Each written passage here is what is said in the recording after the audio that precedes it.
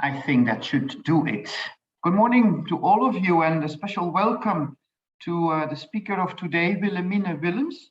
Willemine Willems is a young doctor. She defended her PhD thesis in September of this year at the Maastricht University. I was one of the co-promoters, together with Chaling Swierstra and Jessica.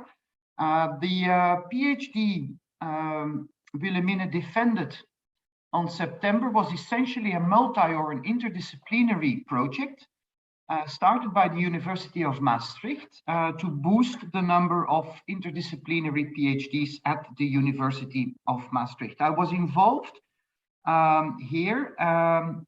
We started from, or Willemine started from her core discipline, empirical ethics, but opened to management, economics, and other disciplines in social sciences to discuss with a new view the healthcare and the healthcare sector, going from delivery processes and results. We worked a lot on the framework of Boltanski and Thévenot. Just to summarize this and to underline the importance of multidisciplinarity, is the fact that, for instance, people always try to justify, rationalize, justify, but also emotionally justify what they are doing, why they are doing, and what their expectations are. Now, knowing from Boltanski and Thévenot and many others that concepts such as fairness, justice, efficiency might have different loadings, different meanings, depending on the repertorium you come from. Justice and fairness in healthcare, for example, means something else if you ask at the government, who funds a lot of healthcare provisions, what they see as just and fair or efficient. You will get another response than if you ask the doctors or the nurses or the patient or the patient's family. So we all have different notions of fairness and justice, and we act accordingly. Now, one of the important points is that if you want policy and if you want to develop efficient policy and effective policy, you have to answer. You have to answer, or you have to appeal to those notions of justice and fairness that are essentially understood in different ways. So the question here, for example, is how do you make policy effective? The answer to that can only be by fully well understanding what people expect from healthcare and healthcare policies in terms of just pricing, fair delivery, quality delivery. So it is in that context that Willemine worked and wrote her PhD. And the PhD, by the way, is connected at the joints, calibrating knowledge, morals, and healthcare. And I'll happily give the floor to Willemine to present work related to or started from this PhD, and that resulted in a paper to be published soon. But Willemine, the floor is yours. Please introduce yourself briefly and the work you have been doing. Yes, thank you all for being here. Thanks, Philip, for the short explanation already. I think that will help to present it. I'm going to share my screen now. Let's see. Here we go. Okay, so as Philip already said, it is based on an article that has been published already. It's out there, you can get it. And it's called Countering the Tragedy of the Healthcare Commons by Exnovation. It's based on my dissertation. Currently, I work as a postdoctoral researcher and lecturer at the Athena Institute of the Vrije Universiteit, and I'm working now on so I see this dissertation as a way of making healthcare more inclusive, because I gave voice to all these patients, 100 patients I spoke to, and doctors and managers that are involved in the daily work, in the mundane work of making a healthcare innovation that is work. But currently I'm working more on science and technology, democratizing science and technology and making it more inclusive. So it is related, but it's a bit different. But I'm here to present, of course, my work into an healthcare innovation. So I would like to start where I began. This is 2014 when I started with the research, and the research position was part of the logos there, duurzame academische werkplaats, duurzame zorg. It's I think the academic. I don't remember. But it's sustainable care. It's like a research group that does practical and theoretical work on sustainable care, and it's at the Health Services Research in Maastricht University, and they collaborated with the RIVM, so the Public Health Organization of the Netherlands, to monitor the healthcare policy at the time, the national healthcare policy, which is focused on following 9 selected pioneer sites. And these pioneer sites were regional collaborative initiatives, proeftuinen in Dutch. So there were initiatives consisting of usually a hospital, a patient organization, a primary care organization, and an insurance company. And they would focus on a certain region to see what are the specific healthcare problems in this region, and what kind of set of interventions can we organize to improve the healthcare for this region. How can we make it more, also more, with population management. You probably know that. So in a way, they try to gather the specific aspects of the population in order to design a specific set of interventions that would help specifically in this region. So very contextualized. And this policy is very much based on the triple aim approach that was developed by the Institute for Healthcare Improvement of in the United States, which is a pretty big. You probably know it. I don't know. I don't know exactly what kind of knowledge I can already. Suppose you have, but I presuppose you have. But the triple aim approach has been and is very influential worldwide currently, or in Europe and Australia, New Zealand, the United States. So this is the kind of assessment method that the pioneer site policy was using, the national pioneer site policy was using to monitor the interventions that these specific pioneer sites were organizing. And the academic team, Sustainable Care, that I became part of, is helping the public health organization, RIVM, to conduct that monitoring research. So they were, especially from the pioneer sites of this southern Limburg around Maastricht, where I was working, they were using the triple aim approach to see how well these interventions were doing. But then the specific position that I got was a research place created by Philippe Vrije and Challing Swierstra, 2 of my supervisors, and it posed the question like, okay, so as you can see, triple aim is about the health of a population, the experience of care, and the per capita costs. But the question was, so the aim of the triple aim approach, is to make care more sustainable, right? But the question was, can healthcare be sustainable if stakeholders do not consider it fair? And so with this project, fairness of healthcare was put center stage. But when I started, it was still pretty unclear what that would mean, the fairness of healthcare in this project. So it was pretty open still at this point. So what did I do? I wanted to use an inductive approach. So I didn't want to start with a philosophical research into what is fair or just in healthcare, but we wanted to take an ethnographic approach. So the first thing we wanted to do is to select cases, right? Because I was supposed to research the pioneer site of one of the pioneer sites of Southern Limburg, Blauwe Zorg, Blue Care it's called. And Blue Care had a set of different interventions. And we wanted to compare it with similar interventions in other pioneer sites, but unfortunately that didn't work out. So we ended up focusing on one intervention, and that intervention is called the Stadspolie, or in English, Primary Care Plus. And primary care plus is a new form of specialist healthcare.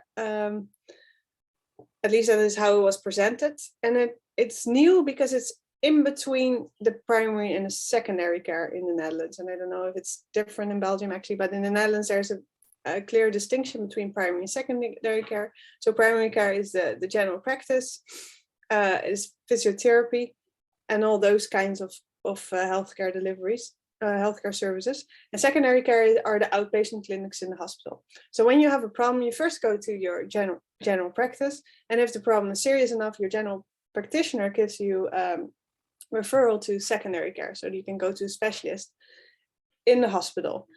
And the visit to the general practice, for any visit to any general practice or other primary care provider is always, you can always go there whenever you need it. You just call and make an appointment. But if you want to go to secondary care, you always need a referral letter. So the special, and the primary care is always paid for by most primary care, especially general practice services, is paid for by the insurance, by the obligated insurance. So the Stadspolie or the Primary Care Plus Center is new. It's in between, and that means it's medical specialist care. So if you go to the Primary Care Plus Center, you get to see a specialist who will listen to you and who will give you a physical examination and will give you advice on what to do next with your problem. And you need a referral from your general practitioner, but you don't have to pay for it. And more importantly, it is in a primary care environment. So when you see the doctor, you will see her without a white coat on in a neighborhood center or even in general practice. And the idea is that such an environment makes for patients to have less experience, less expectations about the care they're receiving. It's something that's called pluis, niet pluis. So it's an idea that general practitioners, they look at a patient and just consider, is this important enough or is this dangerous enough to have to send this person to the medical specialist? Or is it something he just needs to deal with? And this kind of attitude was the hypothesis is present in this primary care center, which is in a neighborhood location as well. So doctors who see patients there will not end up wanting to do all the tests and find out exactly what's going on, what's causing the problem. So it's kind of an expectation management. And in that way, the organization was hoping to reduce the waste in healthcare. The fact that there are so many medically redundant medical interventions, tests, diagnosis, treatments done in the Netherlands, when it's not really needed from a medical point of view. So this was the place that I would do research, and I did that with an ethnographic method. That means, well, in the case of my research, I started with long interviews with initiators of the project, with medical specialists who worked in the centers, with managers who manage the centers, and with general practitioners who can send patients to the center. The second part was the ethnographic observation and reflexive interviews, and I did that on 4 locations. So the consultations at the center, at the consultation at the general practices, consultation at the outpatient clinics of the hospitals, and during meetings of different kinds of meetings of the organization of Primary Care Plus itself. And what I would do every time I attended, like, I think over 100 consultations at these different locations. And every time I would go to a location, I would first ask, of course, permission to the patient. I would have a short interview before the consultation, during the consultation, I would just sit down and listen and make notes. And I would make notes of the moments that stood out to me. And then after the consultations, I would talk with the patient to reflect with me on those key moments, the moments that I noticed to be key during the consultation. And also at the end of the day, I will talk at length with the medical doctors about what they had done during the conversation and during the consultation, and why, what were their motivation to do it in one way and not the other. So this gave me a really rich set of data that I used to write my dissertation. But for this article, I had a more specific focus, because what I noticed there that this was for a special issue on the new content of sustainable care, and what I've noticed in the case itself that I was studying, but also in much of the literature, and also for the AAA method, the tragedy of the commons is a very important concept. So probably familiar with all of you, since you, I'm not sure, actually, maybe not. So I'll just explain it. Right. So the tragedy of the commons had the problem that the commons had those publicly owned, for example, meadows or the fish, all those things that aren't really owned by anybody or are owned by the government and are open to use. If we let people follow their self-interest, they are stimulated to encourage the depletion of those commons, because, for example, when you have your sheep graze on a public meadow, and then your incentive is to let them graze as much as they can, because the gain is for you as an owner of the sheep, but the damage that is done by the sheep is shared by the collective. Right, so this is the concept that is used. It is a concept more over 100 years old, but since I think the 60s, it is being used again to talk about overfishing, depletion of fossil fuels. And the interesting thing is that it places rationality center stage, which is really interesting for my approach, which I will explain later. But it's all about assumptions of rationality, right? So it's within the problem, within the tragedy of the commons, it's all about the rationality of the owner of the sheep or of the fleet, the fisherman. What is the rational thing for this person to do? And if they follow their self-interest, this will damage the commons. So what I've noticed is that this played a very important role in the Blauwe Zorg, the organization that I studied, the pioneer side, but also in the literature you can find quite some articles in the health science research. You can find quite some articles about the tragedy of the healthcare commons, or about the question how we can prevent waste. And because that for me, it sort of falls under that same question, right? Because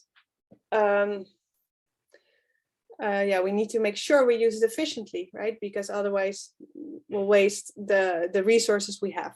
So in Blauwe Zorg, blue care, the pioneer side, it was very prominent. So it was the leading rationale, so to say. Blue care was presented as, even in blue care, was supposed to resonate with green energy for people. So the director of the organization would always say, like, so we want people to think about care in the way they learned to think about fossil fuels or about the environment, right? He says, for example, in an interview, he says something like, my little daughter, she knows that she needs to recycle all the paper and the plastic because she knows about green energy. She knows we need to be careful with not wasting our resources. But in healthcare, nobody thinks about that. People are all on their little island, and they just want to earn more and more money. So if we manage to turn that around and people think about the collective, we help people to think about healthcare as a commons, as something that can be finished, that can be depleted, and that we need to be careful with. Then they might pick up a collective rationality. Then they are encouraged to think about what is rational for the collective. And then they might not waste so much money, expensive. They might not order so many expensive treatments or tests. Right? So this is kind of a rationale behind the pioneer side in order to make the different stakeholders change their behavior, right? To not follow their self-interest, but to think about the healthcare as a commons in which everybody's responsible for the accessibility of this commons in the future. Just like, and we are very much aware of the problem of the depletion of fossil fuel, overfishing of the oceans. That's how we should start thinking about healthcare too. And this is not necessarily something brilliant he came up with himself. I mean, it worked really well. It was very catchy, and a lot of people talked about Blauw, the pioneer side in a way. But this is actually also in the triple aim approach itself. If you look at the first articles, Berwick et al. 2012. Oh, that's not the first one. I think it's 2005. Yeah, I put the wrong. I think I put the wrong year there. No, never mind. So at the basic ideas, and this is a quote from the article in which triple aim approach is presented. As in all tragedies of the commons, the great task in policy is not to claim that stakeholders are acting irrationally, but rather to change what is rational for them. And so this is the task that the authors see for themselves in making healthcare more sustainable, right? So if we think in terms of individual rationality, when we look at healthcare innovations, then it won't get sustainable. We need to always look at the outcomes of three different aims: health of the population, per capita cost, experience of care, and what the innovation has done to the aggregate of these three aims. And only by focusing as managers, as all policymakers, as medical professionals, by focusing on these three aims at the same time, that's how we can make healthcare sustainable. And so what Berwick et al. Say, the people that presented that triple aim approach is like, we need to change what is rational for healthcare stakeholders. We shouldn't encourage them to follow their self-interest, but to follow the pursuit of the triple aim. And the triple aim, of course, there's a lot of literature about it. And in the organization that I studied used the triple aim to monitor the results. But they used actually the second version of it, an updated version called the quadruple aim. And so the idea is then not only to take these three aims into account, but also the improved clinician experience. And that is something that came up a few years later, so actually halfway the process. So for the article, I got interested to go more in specific into this triple aim approach and the tragedy of the commons as a sort of counter position, or sort of because it's so much part of the cases I studied, I wanted to place the case in the background of this triple aim and the tragedy of the commons, and then see what my data could add to that, right? And after an important article that appeared around 6 years ago, the triple aim is about the triple aim after 7 years, and that's also from the IHI, and they collaborated with a lot of organizations on interventions that were designed and monitored with the triple aim, and they deduced three principles from that. And so what can we, this is the lessons after 7 years, what can we learn from 7 years of using the triple aim to design innovations and to monitor them? So 3, creating the right foundations for population management, right? So if you want to design an intervention based on the triple aim, you need to find the relevant population. And the relevant population is, for example, the workers of a certain organization, or in the case of the Blauwe Zorg, it is the population of the region, the region Maastricht-Heuvelland. And then you need to find the right governance structure, and you need to create a purpose. And the Blauwe Zorg did all these three things, textbook wise, right? They had a relevant population. It was all about the regional population of Southern Limburg. They collaborated with the biggest insurance company of the region, with the hospital, the most important hospital of that region, and with the primary care organization, and with the patient organization. So the governance structure was there, and they made all these agreements with the insurance company about how it would be paid for and what kind of costs were involved. And then they had a very strong purpose. So the strong purpose was blue care is like green energy. We need to be careful with what we waste because it can be depleted.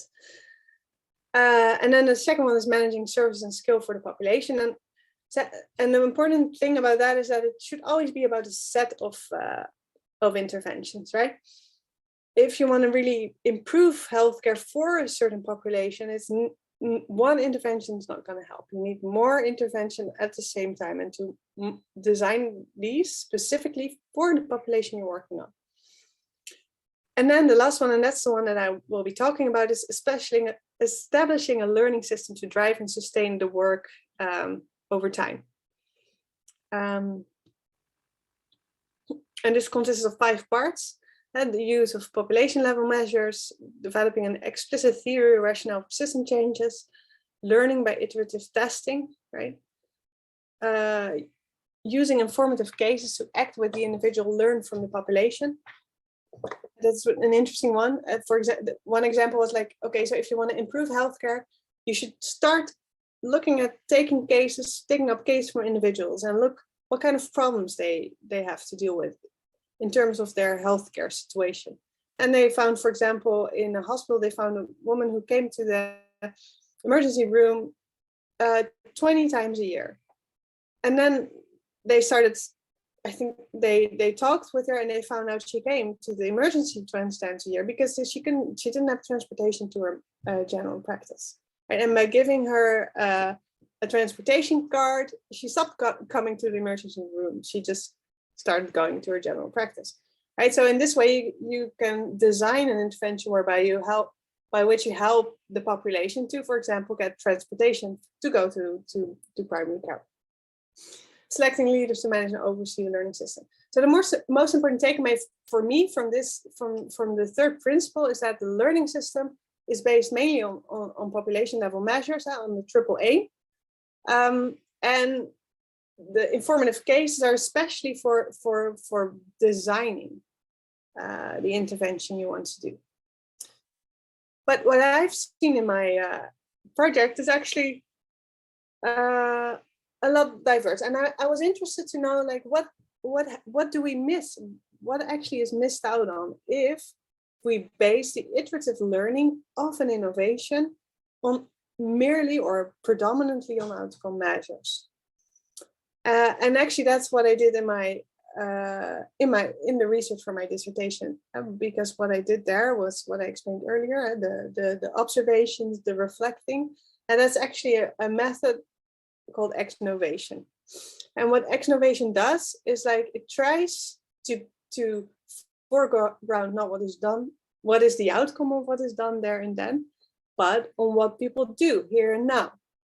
And so by walking around in these consultation rooms, I was constantly observing what people were doing, what doctors and patients were doing when they were sitting there, when the care was actually delivered. So you could say that, so if you follow the triple aim approach, you're mainly interested in, and you want to do how well your intervention is doing, or you want to learn from your intervention or redesign your intervention, you base yourself on all these outcome measures. How satisfied are patients if you give them a questionnaire afterwards? How does the population get healthier? Are the costs reduced? But I wasn't interested in the outcomes itself. I wanted to do, what is it actually how do they accomplish care in the consultation room itself? What are the routines of the doctors? What are the routines of the patients? And what can we learn from those situations, from reflecting on what happens and learning from it, right? So I wasn't looking at what were the outcomes of what was done, but what people actually do. And then my main question for this article is, what stays out of you with an outcome-based approach? And to get a bit of more grip, because of course there was the question I started with. Me and my research team, Philip Vrije, Alex Vierstra, and Jessica Mesman, who was added later on, we were interested to know in if whether sustainable care is, if it's even possible to make care sustainable if it's not fair or if it's not just, right? So that we were interested in not in the health of the population, not in the satisfaction of patients or the satisfaction of doctors, and not in the cost. We were interested to know how in the moral dimension of such care delivery. And this is actually very, I spoke to over 100 patients, and what stood out to me is that this is a big deal for patients as well. So it really resonated with my starting question. Most patients, although they were mostly very happy with the care they received at the center or from their general practitioner or from the medical specialist in the outpatient clinic, they all talked a lot about other people and the things they had experienced in healthcare and the unjust situation, right? So this moral component of healthcare delivery is actually really important. But in order to analyze that, I had all these observations, like huge amounts of observations, and I had the reflexive interviews, the transcript of the reflexive interviews, and in order to be able to sort of, get a grip on what happened there and there, I needed the theoretical lens. And I think that's a really important part of my analysis. And it is the idea that when people accomplish something together, what they often do is they make connections, right?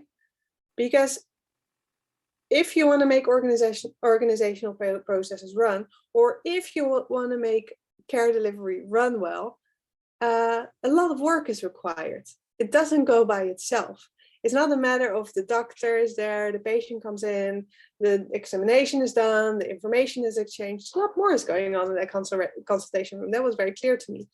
And this really resonates with a concept from the 80s, sociology, Strauss. And he says that in order to make organizational processes run, there's a lot of invisible work that's being done. And there's, for example, temporal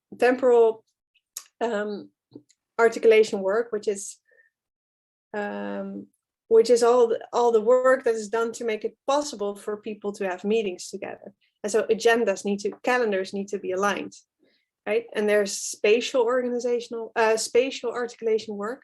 For example, if you have a meeting, you have to make sure the right furniture is in place. And all this work stays invisible. And what is typical about this kind of work is that it's all about making connections, right? So if you look up to articulate in the dictionary, it will say to consist of segments united by joints, because most of us know to articulate as to pronounce clearly. That's also a dictionary meaning of to articulate. But it's also about joining the different segments. And actually, if you're, for example, you're organizing a seminar, right, about strategy of the commons, you have to make sure the right furniture is in place, but you also have to make sure that people make sure they have time to come or that they can watch some other time. And so there's a lot of invisible work that we might not always have attention for. I use this concept to articulation work to understand what was going on in the consultation room. And that's the fourth knowledge dimension. We'll skip now. But what happened in many of those consultations I attended is that doctor and patient, they had to do some extra work to make sure their understanding of what good care entails aligned. And this doesn't mean that they need to be on the same page completely, that they need to agree exactly on what happens in a good consultation. But there was all these different things they've done to make sure that when the patient leaves the consultation room, the patient feels that what he received in there, what was delivered to him or her, was what he understands to be good care. And so specific for this context, what is more at articulation work? I call it justification work. How is durable care accomplished in the consultation room? Of course, the right diagnosis is important. The right treatment choice is important. There's a lot of important medical aspects to it.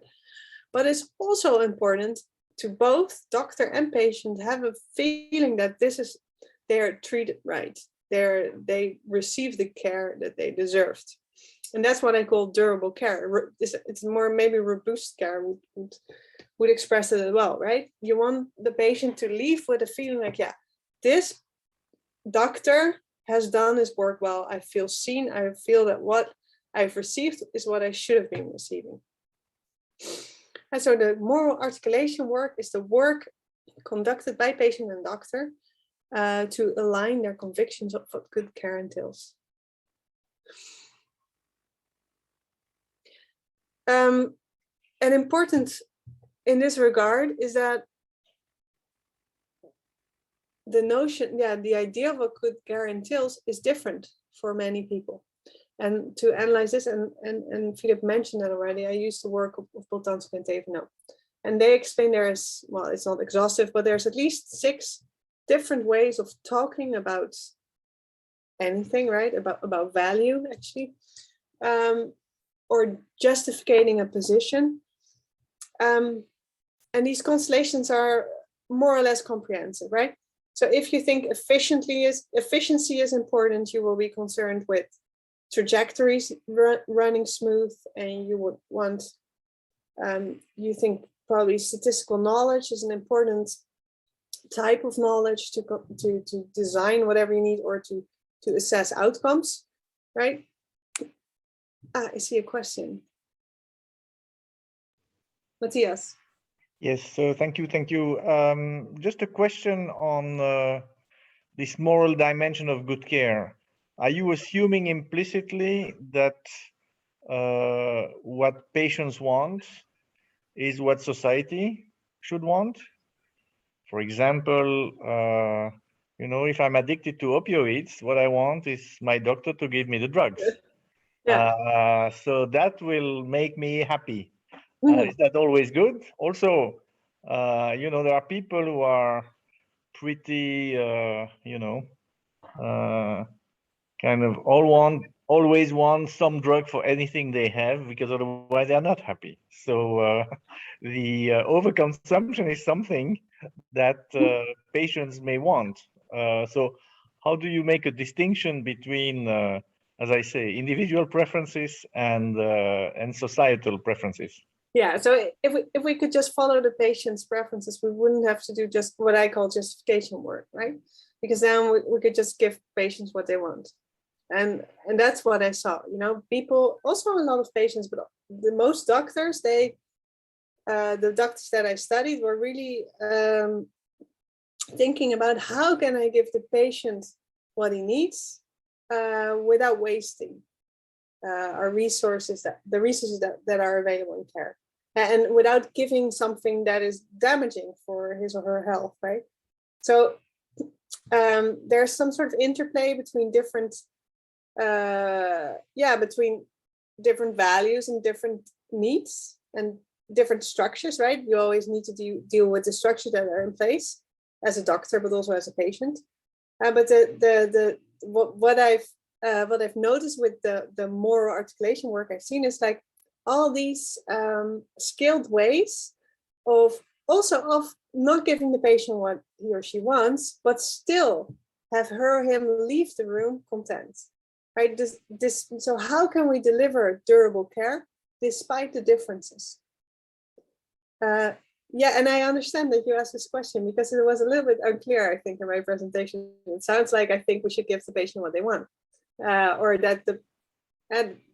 but it's not about that. How can we align? So I'm not saying how can we integrate or how can we follow convictions of good care completely, but how do they get sufficiently aligned in order to accomplish durable care?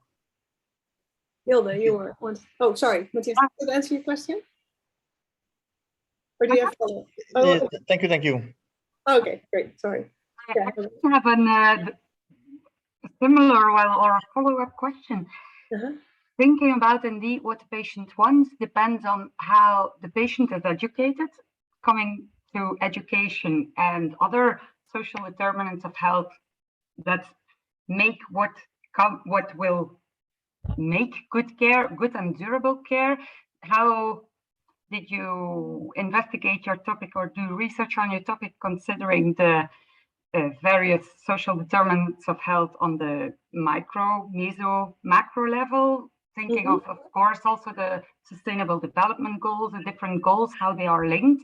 So looking at the patient's background to determine what is fair and justice? Yeah, so I think I took a bit of a different approach. So I didn't reason from their backgrounds, right? So I did ask in the conversation that I had, I did ask them what they found important and why they found it important. And they would always come up with a lot of stories about their lives and about their experiences. Yeah, so I had a more of a qualitative approach, or qualitative in the sense that and interpretive, right? So I didn't want to make categories of people, like people with such background, or such background, but I noted differences. For example, there were a lot of local patients, people that were really from that region itself. And it was very clear for them that there was a tendency to really appreciate if a doctor spoke the local dialect, right? So they would, doesn't matter if one patient came in with a tearing eye that really bothered her, but after a consultation with the doctor, he really managed to make her view the problem completely different. It became a nuisance. And that was partly done by using certain metaphors to explain what a surgery will be like, but also because he could connect so well on the level of them both being from the same place, right? This, I call this proximity, right? The value of proximity became very important there. And this doctor really played with that. I mean, he grew up in the region, but then he had been working everywhere, like in the United States, in Britain, everywhere. He was very international. But there, in this local center, he would always talk dialect and make jokes in dialect. So he would really make an effort. I would say that's justification work, because he uses certain things that have value for people for them to consider what he has to say. Because this woman came in, I want this surgery. And she came out like, oh, actually, I don't think it bothers me that much, because it's surgery. Yeah, it's really invasive. Right? Does that answer your question? No? A little bit? Yeah.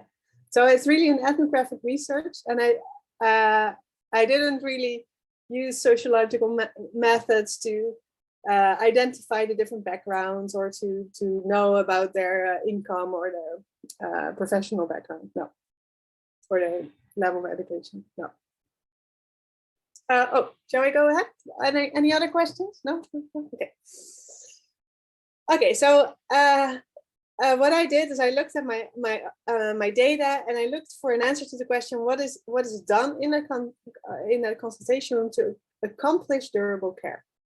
And this really fitted also that research question that I started with, right?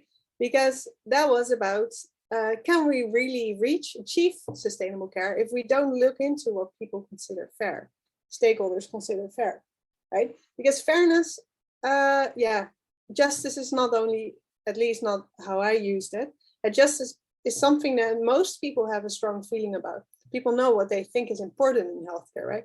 They want to be seen, or they want to be treated equally, or they don't want a doctor to drive a Maserati if there's no money for an expensive cancer treatment, right? Individuals have strong ideas of justice, of what is just, and how doctors navigate situations in which just these different convictions of good care, of just care, are aligned. That becomes then important to reach durable care, which is a form of, I think, part of sustainable care. Okay, so I use Postdoctoral. No, I said that already. I use some of their constellations, or their ideas that people use a certain and have a sort of set of a constellation about. They use specific constellations, not not very consciously, but when you reason about something, when you want to explain why you take a certain choice and not another one, and you usually use the typical argumentations that fit one common highest principle. And specific words fit that constellation, but also specific hierarchies of people. And so if you, as I said, if you use the industrial vocabulary or constellation or order of worth, however you want to call it, to assess a consultation, you will look at how much it contributes to the efficiency of a patient trajectory, for example, and you would want to use statistical knowledge about patient flows.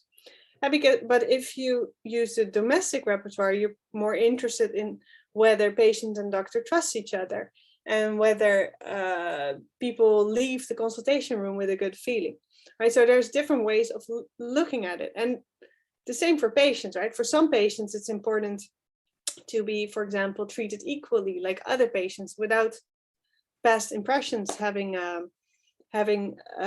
influence on the decision of the doctor. And so such convictions of what good care is are part of the words that people use to describe a situation or to justify their position, but they're also embedded in the interactions and in the materialities and in the actions they take. So the way they do the physical examination, the kind of materialities, for example, for one of the doctors, the fact that certain test apparatuses were absent was a really important materiality, so to say, to deal with, to navigate, and to justify what he was doing there. And so this lens helped me to analyze not many consultations, but I picked the consultations that spoke most to me, that showed the most important issues. So I have 3 here, but I don't have time left. It's going really fast the time. So 3 consultations that played a pretty big role in my dissertation. Let me see. I placed them next to each other here, right? So as you can read with me, right? The rheumatology consultation, there was a patient with painful joints. She was very much focused on getting a diagnosis. She felt mistreated by a lot of doctors in the recent past. And for her, it was really important to get treated equally, because she felt that her own general practitioner, but also the specialist she was going to see in that center, they had seen her before and they had labeled her as a difficult patient.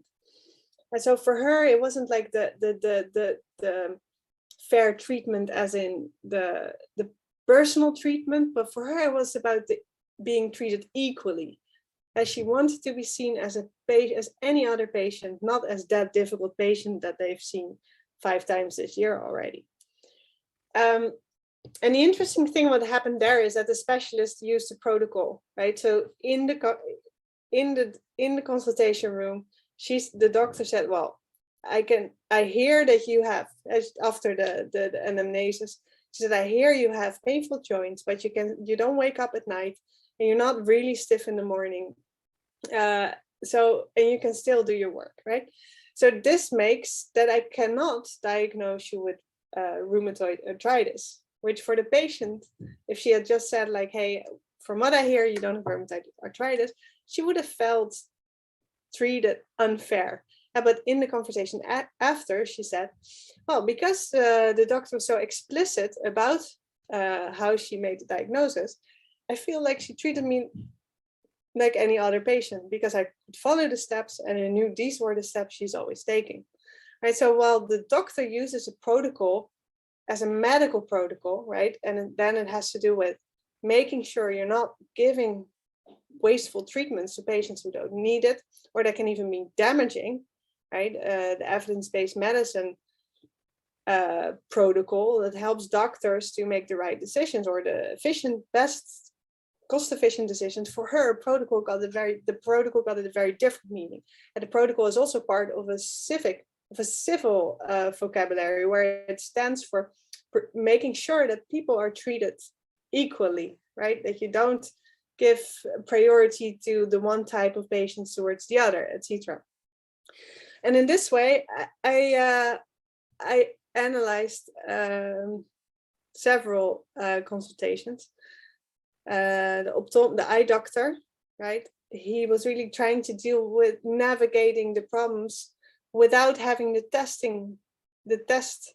machines for testing that he has in the hospital or in the outpatient test clinic.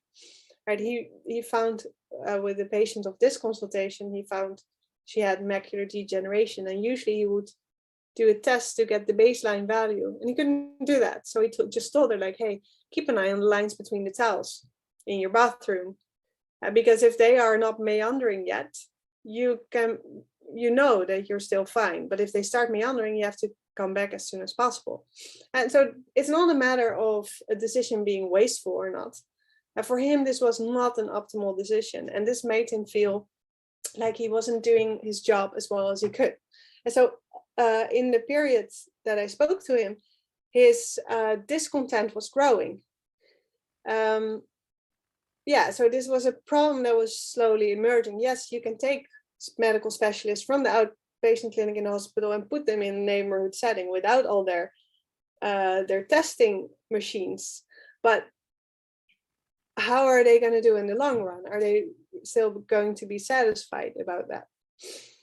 And the third consultation is one of internal medicine, where a patient with overactive bowels, for whom it was very important to get more tests, to be seen more by the doctor. The medical specialist navigated or aligned what he wanted and what she thought was good care by many different routines and tricks she had developed over the years. And because this is something that happens a lot, especially in internal medicine, right? They see a lot of patients that have unexplained problems that they don't necessarily, they're not necessarily many treatments for. And also the problems of this person, she said, yeah, this person has a lack of trust in his own body, in the medical system.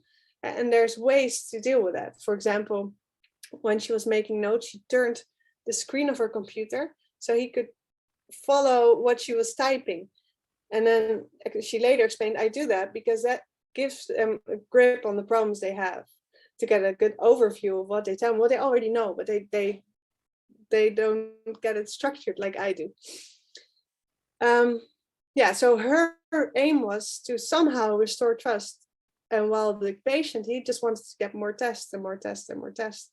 But she was really working on establishing the trust for him with his own body, and also with his general practitioner that he was really disappointed in.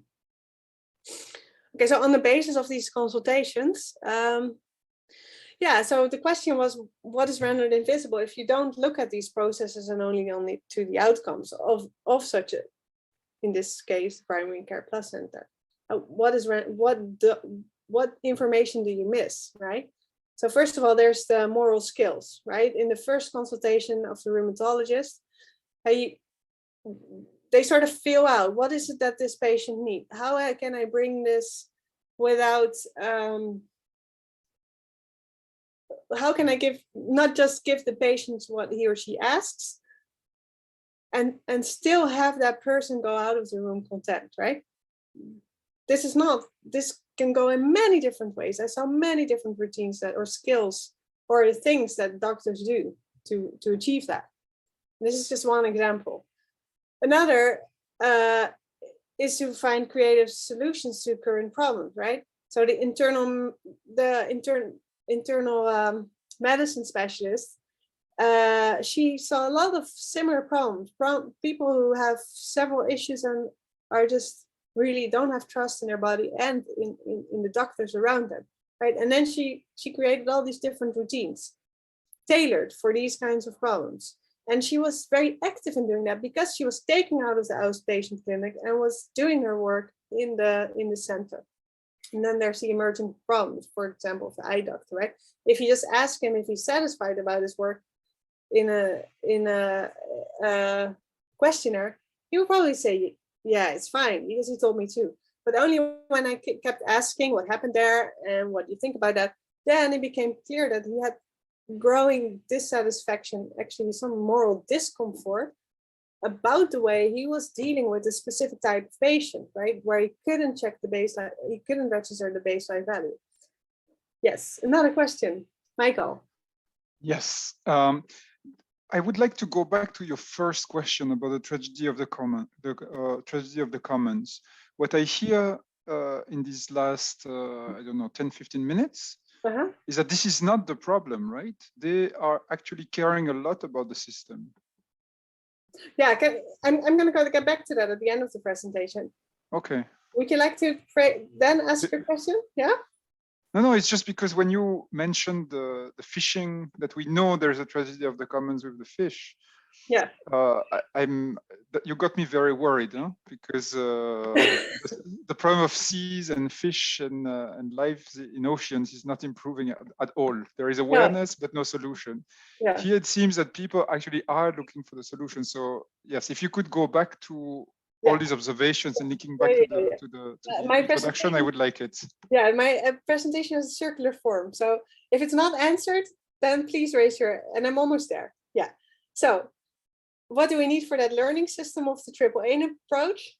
And we should go from hardware to software, or, you know, include software, not literally, of course, but we should also look at skills, culture, and values, and not only about the tools. So not only about the design of the interventions, but also to the culture in which it intervenes and the values that doctors and patients have and the skills they have to deal with these differences. So also, when we want to improve innovations on the aggregate of outcomes, we will take all these new routines out of view from the internal medicine specialist, for example.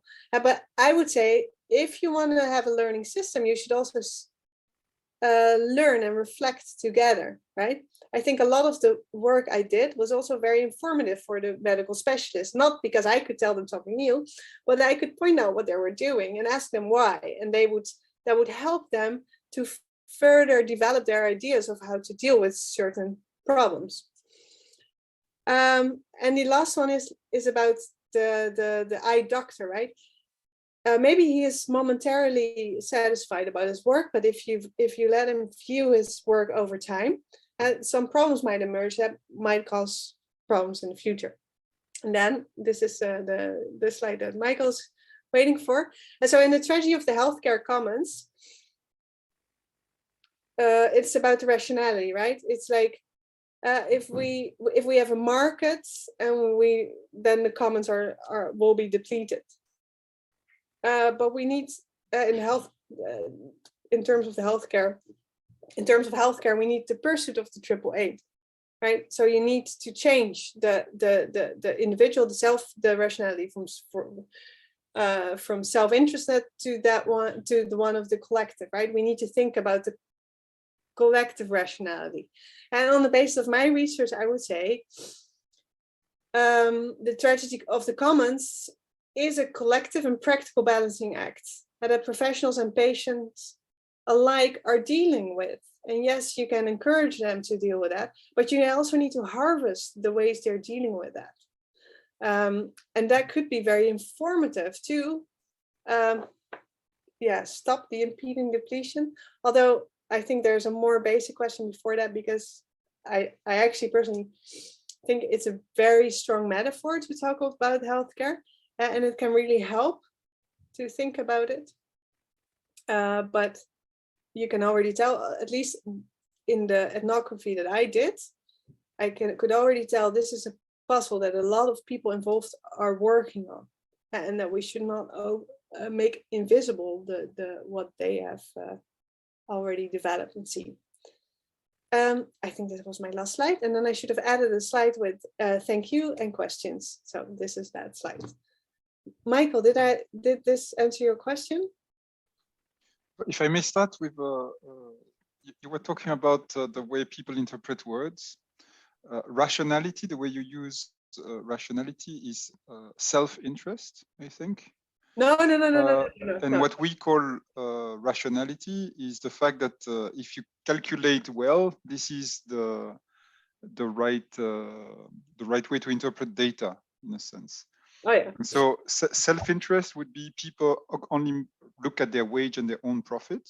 Mm-hmm. But it can be, if your preferences are about a more like family or your grandchildren, it may be rational to not consume all the commons. Huh? So I think it's really a matter of what is the pursuit of each individual in the system. You have those who like to abuse the system. They want to be called sick because then they have funding. And there are those who just want the right treatment. And I think that's what you are doing. It's about different identifying what are the actual interests of each person. Yeah. And again, I agree with you. I think there are two, and this is what I found the most fascinating with your seminar. That you have to weed out the objectives and the tools. And what I heard is that sometimes the problem is more the tool accessible to pursue this collective interest more than people abusing this interest. Now, those who open their doors and let you watch them maybe are the best guys. Yeah. I don't know what are the out of sample inference. But what I heard from the seminar, and again, that was really enlightening, is that most of the time people have the right type of interests, but they need more tools to actually achieve them. Is that the right conclusion? Yeah, I wouldn't call it tools because I think it's skills. I think it's a tool for me. But in the sense that you could train people to do that, like shifting the screen, etc., or nudge. Yes. Yeah. So I would say like I have a different conception of rationality, and that's why I use rationality. So there's different ways in which people take rational decisions, and I think, and you said that as well. I think, but I do think that most people are thinking about what is the best thing to do, not only for themselves, sometimes only for themselves, but often also for other people. They're concerned with the others around them. But having a social objective is not irrational. No. Sorry? You're right. It's not necessarily. It's not irrational. True. No. I don't think people are. I mean, it's not. It's a definitional matter for economists. Huh? As an economist, I thought rationality. When we talk about bounded rationality, it's people, you give them proper information, they make the wrong inference and therefore the wrong decisions. Yeah. Another thing is to say that my utility only depends on my wage and my consumption, which is a very narrow definition of human interests. But when you write a theory of demand, you want only one argument in your utility function, which is consumption of that good. But that's not meant to represent no. But if sapiens or even Homo economicus. Yeah, but if you, for example, say like look at bounded rationality, right? One of those examples of Kahneman is with the yes, line. That is lack of rationality. Yes. Yeah, and then if a majority of the classroom says the shorter line is the longer line, then people who are not part of the experiment, they will raise their hand too with the group of people, right? And then we say that's bounded rationality, right? Yeah, that is correct. Absolutely. I would say this is a different kind of rationality. This is like the proximity rationality. For some people, it's more important to be part of the community than to be right about how long the line is. Right, and it's not that they're explicitly thinking about that, but this rationality is sort of embedded in their actions or in their immediate response to a question. Right, so they rather look at the other people around them than that they actually think which line is the longest or not. But I wouldn't say it's bounded or it's irrational, because then you still have a sort of idea of what rationality entails. A very static idea of it, and I know it's really handy to calculate with such an static idea of rationality. But the point of both Dansky and Thévenot is to sort of see the plurality of how people make sense of the world around them. Right? If you find yourself in a situation and you want to make the best decision for yourself, there's several ways to do this. Depends on which constellation you think is appropriate to think about in that. And some people will switch constantly, right? They will be very industrialists in Dansky and Thévenot's terms, think about efficiently when they're at their work, but maybe when they're somewhere else, they think of taking care of other people in the world, or it's not as they really show the complexity of rational behavior, of how people make decisions and how they justify them. Thank you. Very considerate and very interesting. Yeah, you're welcome. Thank you. Yeah. Are there? Oh, no, Matthias. Yeah. Yes, well, thank you for an interesting presentation. So do I understand well that you say that basically the people you have met are, let's say, socially minded, but they may lack the skills to solve the problems. Is that a fair statement? I'll try to rephrase it a little bit, okay? And then okay, sure. Yeah. So okay, so I didn't take a representative sample or anything, right? So I observed, and then I found how people did their work well. How did they accomplish it? And what I've seen is that people accomplish this kind of work by using the skills they have developed. Most of them, not all of them, but most of them. And then I used, and this is a specific choice I made, I used these instances of where it went well to deduce what we can learn from that, right? So I wasn't saying like, hey, they have the skills, but or they're socially minded, but they don't have the capacities. They do. And I think it's interesting because we tend to look at where it goes wrong or what needs to be improved. I think it's interesting actually to look at when does it go well and how is that being accomplished? Because then we might think of how can we use those accomplishments to inform other places where maybe it doesn't go as well. Or maybe we can think of how this can be accomplished even better. But it's a kind of a different perspective. But go ahead with your question. Okay, thank you. Well, because as an economist, yeah, when we are looking at are things going well or not well, we think that indeed we typically assume maybe too much rationality about people are able to think about what's good for them and for the others they care about. So indeed, rationality does not mean selfishness, because we may rationally like your kids, yeah, or parents or friends and so on. So but then they are confronted with a system, and the system indeed may involve externalities like tragedy of the commons. And the view is that typically there may be things they do that have positive or negative impacts on other people that they may not care about. Because you cannot be altruistic with everybody. Lack of proximity. That's right. And then, of course, in the health system, since we don't want people to pay for their health, which makes sense. On top of that, they don't understand necessarily how seriously ill they are or whatever. You do see a lot of things that don't go well. Like when, in countries like Belgium, where you have paper analysis thing, you have too many analyses. When you have, well, look today, among the things, the common good is the ICU beds, and you have people who just reject vaccination and don't care, or they are too afraid of a needle or whatever, and then so you do see some massive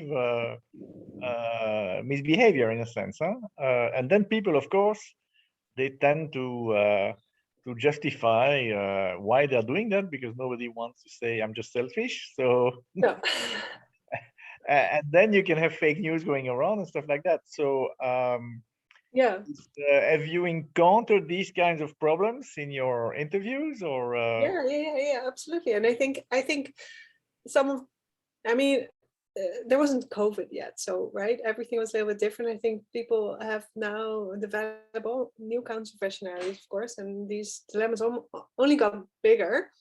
But yeah, I've spoken with a lot of patients who actually don't want to wait. They just want their medical problem to be solved. They've seen 5 doctors. They want to see a 6th one or a 7th one. They're ready to go to the United States to get an experimental treatment, right? Because their health is everything for them. So yeah, and then I was really impressed by the times that a specialist knew how to turn it around, not by telling that person they're not right, or not just by saying like, hey, there's nothing we can do, you have to go to a psychologist or get some therapy or so, but by finding other ways to deal with it, like really going through the images that were made in the past 10 years, because typically these patients have x-rays, they have all kinds of imagery about their problems, which don't show anything, right?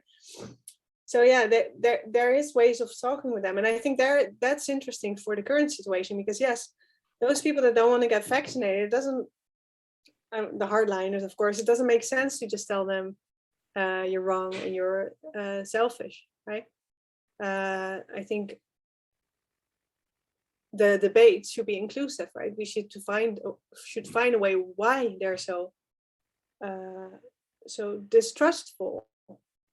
What's at stake? And it's not just that they're afraid for the needle. I think there's a lot of distrust against healthcare, the governments, also the pharmaceutical industry, right?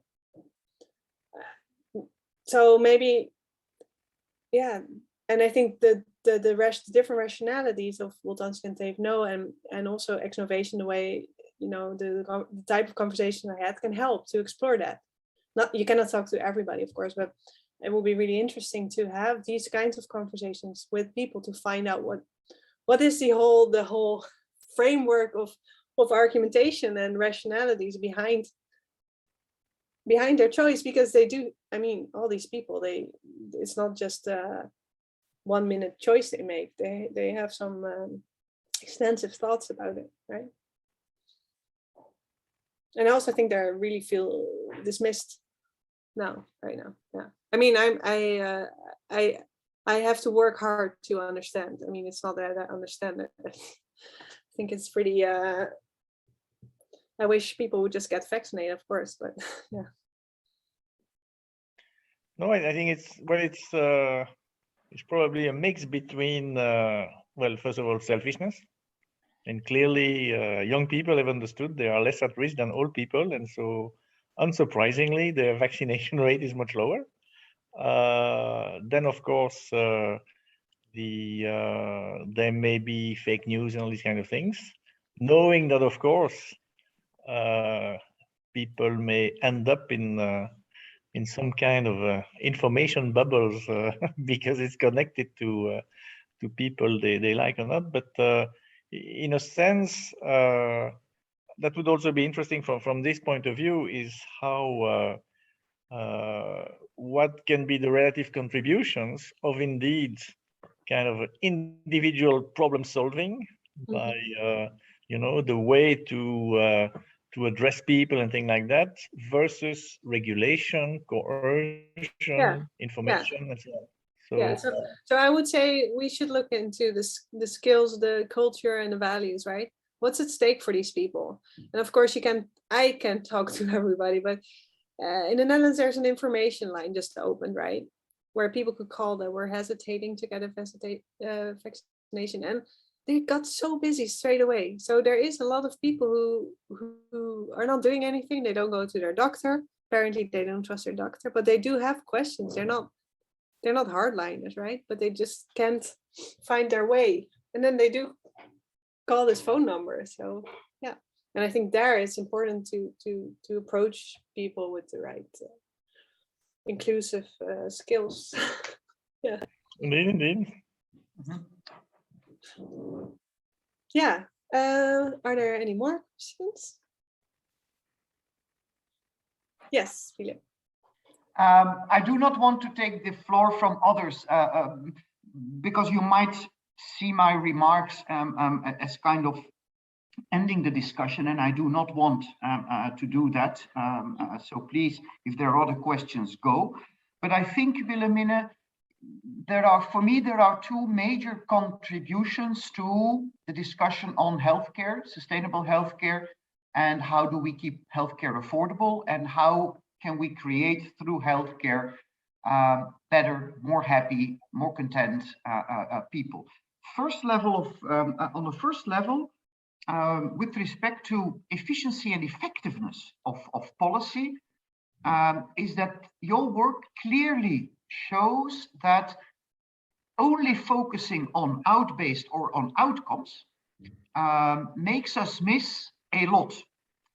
From a management point of view and from a management control point of view, we know that focusing on result controls, outcomes, is a very efficient way to manage if, and I should say if and only if, the process between input and output, so what happens before, the process before, is unclear.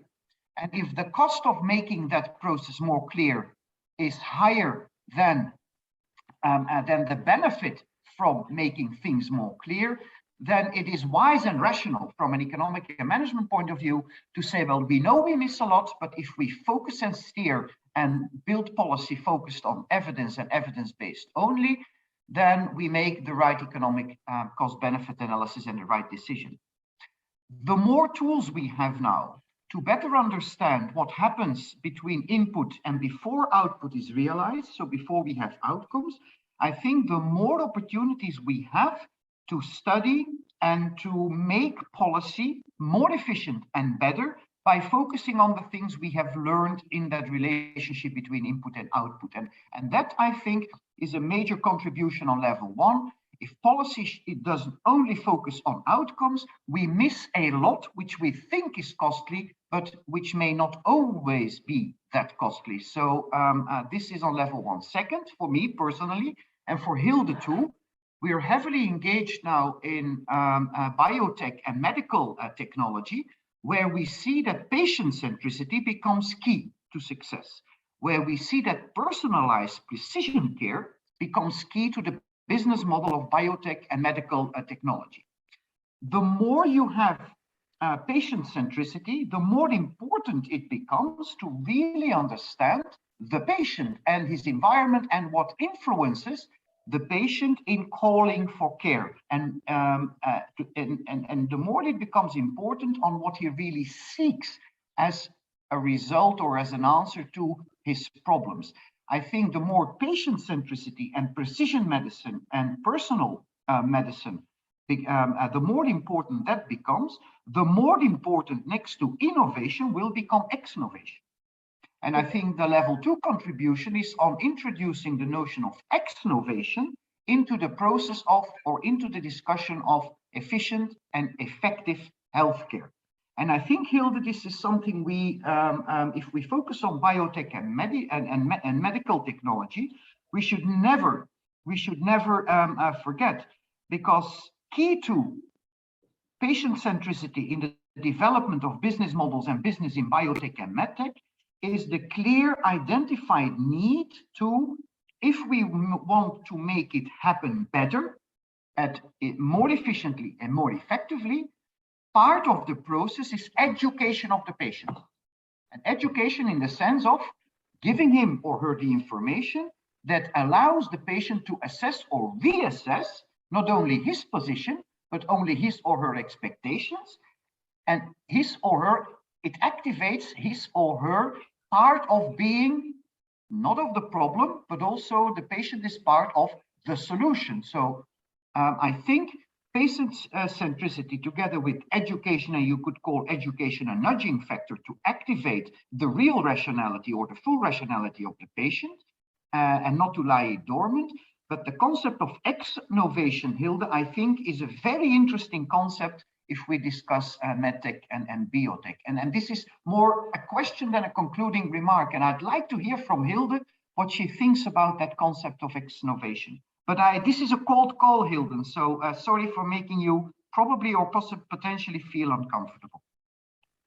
You don't make me feel uncomfortable, Philippe, definitely not. It's true that well, Exnovation, it's not a word that I studied so far as such, but indeed patient preferences and what you say, particularly health literacy is very important. And it's on all levels that we need to do research on how this alignment is made between what different stakeholders want and see as, well, from their perspective, and how we can really share that feeling. So, and I see Mikael shares a resource here. Mikael? Sorry, I didn't want to interrupt you, Hilde. Oh, no. Yes? Oh, yeah. So I was listening to Philip and to you afterwards, and I wrote one of the chapters in the book about patient-centeredness, and I think a lot of the literature on patient-centeredness gives a very static idea of patient-centeredness, right? It's a checklist, or it's a protocol, or it's done in a certain way. And what I found is that patient-centeredness is more something, it's more a skill, right? A skill that doctors have to quickly find out what this specific patient needs, which is very diverse, right? What patients need. And that's also something, Philip, when you said, yeah, we need to give the patients the information or the knowledge to be able to participate, right? I think also this as well, it's not just about knowledge, it's about skills, right? Yes, and participate in the solution and not only be the problem. Yes. Yeah, exactly. So how can they not just be informed, but how can they take part? What skills do they need to take part in this? And become a patient expert rather than just a patient receiving information. And if this has a serious impact on how care is delivered and how efficient care and effective care is delivered, I think policy or policymakers cannot leave that aside. No, but I see lots of doctors posting signs like my diploma is not the same as your Google search. So I'm not sure everybody would agree with Philippe's proposal. That's for the sake of discussion, my friends. But Michael, so yeah, there's expert knowledge, and like there's a lot of people working on patient participation in my institute, right? And they make a distinction, right? There is some knowledge the doctor doesn't have.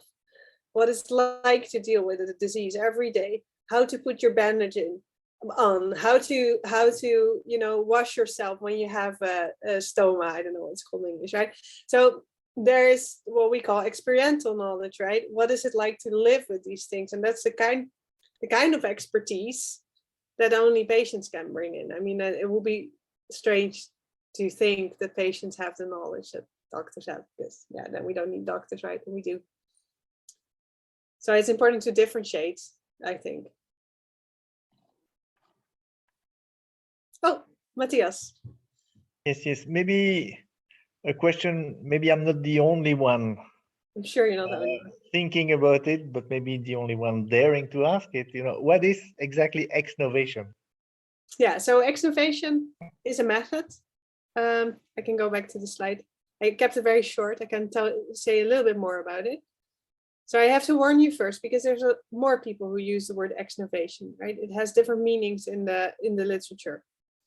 But the meaning it has in common, that it's kind of seen as something opposed to innovation, right? So when you innovate, you think about how you want to do things differently, right? You want to change, you want to improve a practice by bringing new elements, for example. I mean, you can define innovation in many different ways, but let's take it like this. And Exnovation is also about reflection and learning and about improving practices, but improving practices by looking at what is already there. What is being done well? And so Exnovation is not more than saying like, hey, why don't we start looking at what we already have and what is done well, instead of constantly thinking in what we need to do to change and to improve it? How can we improve practices by fostering nurturing the things we're already doing well.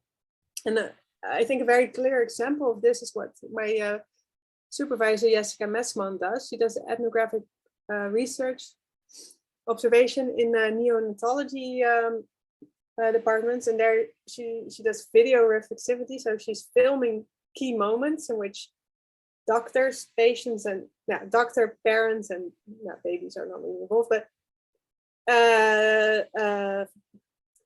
other medical professionals take decisions together, or when something happens and they start doing things, she films it, and later she sits down with everybody to talk about what went well, right? So they make explicit what went well in that specific situation, and by making it explicit, the assumption is that if you make explicit what went well, you will improve the next time, because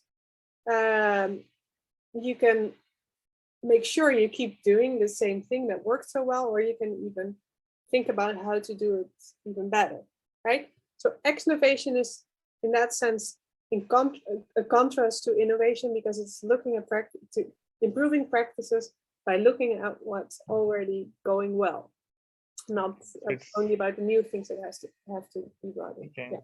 So it's imitation of best practices, benchmarking, and then trying to go to the benchmark. Yeah, I would say it's complementary to. Thank you. Yeah. Thank you. Yeah, because with a benchmark, you can only decide this is the best practice, right? You don't have an answer to what is actually being done to accomplish that, to be best. So this is really focused on the process. What do people do to accomplish that? Yeah. Okay, thank you. Yeah, it's complementary. Yeah. Michael. So do I summarize correctly that if I want to make healthcare more sustainable, before hearing your seminar, I would have said we need to modify reimbursement rules. We need to make sure that your doctors pay if they overprescribe. And what you're saying is, instead of doing these kind of things, you'd better look at what they do, allow them to exchange better. And that will already cut a lot of the costs and make the healthcare system more sustainable. Is it an inference I can make from the seminar? Yeah, except I would replace the word instead for also. We should also, not instead, we should. Because I do think that reflecting and learning will not be enough. I think it's a rich soil, right? It can be a rich source of finding new ways to do things more sustainable, right? To train skills and to reflect on what we're actually doing. Okay, thanks a lot. Yeah. Very clear.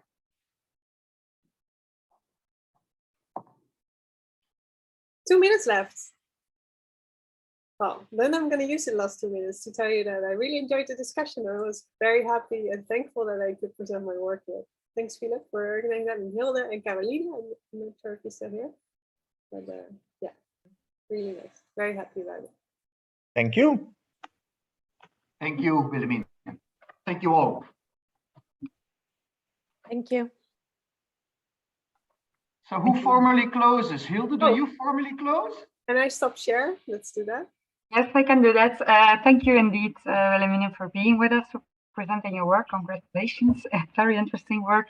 And let me thank the audience for being here with us. And as you know, we will share the slides with you as soon as possible, and the link to the webinar. Thank you. Have a nice afternoon. Thank you. Bye-bye. Bye-bye.